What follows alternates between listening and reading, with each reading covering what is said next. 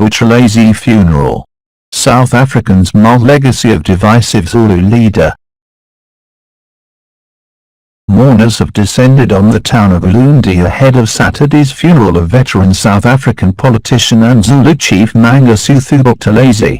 He has been granted a state funeral in honor of his contribution to the fight against white minority rule. As a mark of respect, the national power firm has also agreed Ulundi will not be subject to the national rolling electricity cuts during the events. But his death at the age of 95 has opened up a debate about his legacy. Born into the Zulu royal family, he remained their traditional prime minister until his death. However, it was his role in politics that has split opinions. He founded the Zulu Nationalist Inkatha Freedom Party, IFP, after becoming disillusioned with the African National Congress, ANC, in 1975 at the height of apartheid. He opposed the ANC's stance on armed action and sanctions, arguing that they harm black South Africans.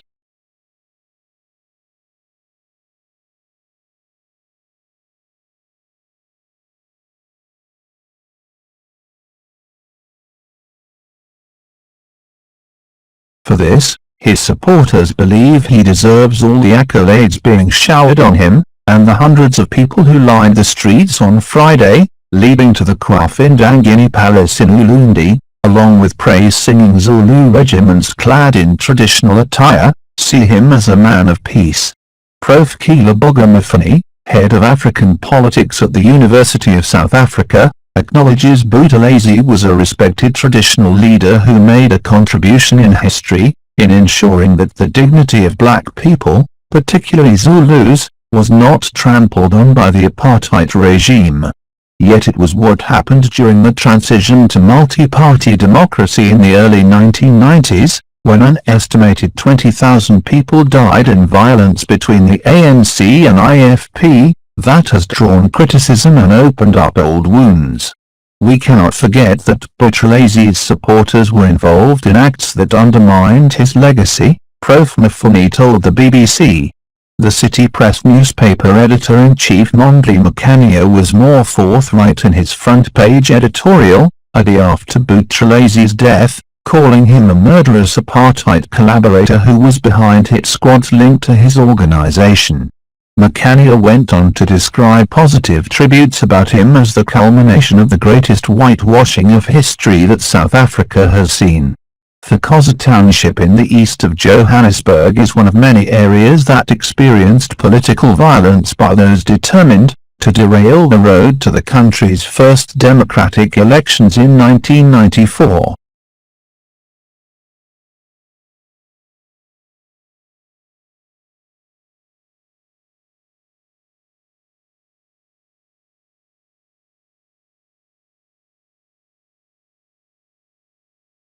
A monument to the 600 people who died there now stands on Khumalo Street, once the dividing line between two warring communities.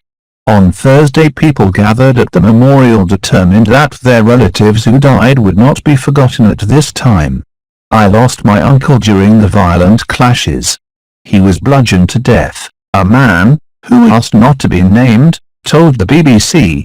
He had called on Buthelezi to humble himself and apologize for the atrocities that were committed in his name.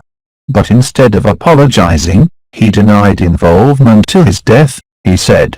The IFP has dismissed these criticisms, saying neither Buthelezi nor his party can be blamed for planning the violence.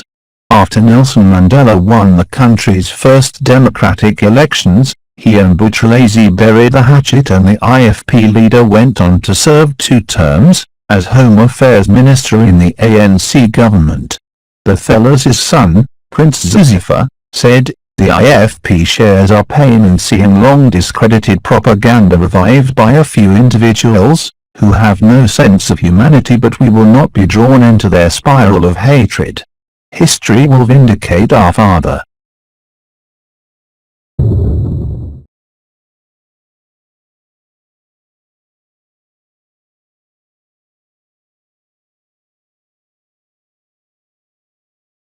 events to commemorate the Zulu leader began on Wednesday in Ulundi with a memorial service organized by the IFP, and addressed by dignitaries and politicians of all parties.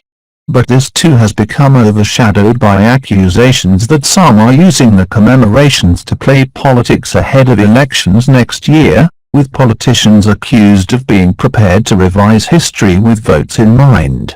This criticism has particularly been leveled at the Economic Freedom Fighters, EFF, the country's second-largest opposition party launched 10 years ago. Its head of political education, Mull, took to the stage to praise the IFP founder, "Never be shaken by the negativity of ill-informed, ignorant people. Never be shaken by opportunists, hypocrites who want to educate us about our own history and the leadership that stabilized this country into a politically peaceful environment," he told the crowd of mourners. For the IFP, the funeral is also a good opportunity to canvass for votes, and for other parties to woo a possible coalition partner in KwaZulu-Natal province, homeland to the country's largest ethnic group. Buthelezi retired from active politics 5 years ago, but recently won praise for overseeing the peaceful installation of the recently crowned Zulu monarch, Buthelezi, amid a battle for the throne among his brothers. Although it was reported that he and the king were at loggerheads recently over the running and management of the Ngoniama Trust, a body with the role of managing communal land in KwaZulu-Natal province. Buthelezi regarded the trust as one of his great successes, and its creation did pave the way for the IFP to participate in the 1994 elections, although it has come in for criticism, with some seeing it as unconstitutional, as it leaves millions of people in rural areas under rule of the king. But for historian Mull, Buthelezi's nearly 70 years of service show an unfailing dedication to preserving Zulu customs and rituals, at a critical juncture in South Africa's history, and for this alone there is no doubt he will be revered. Nia Ghana, Accra.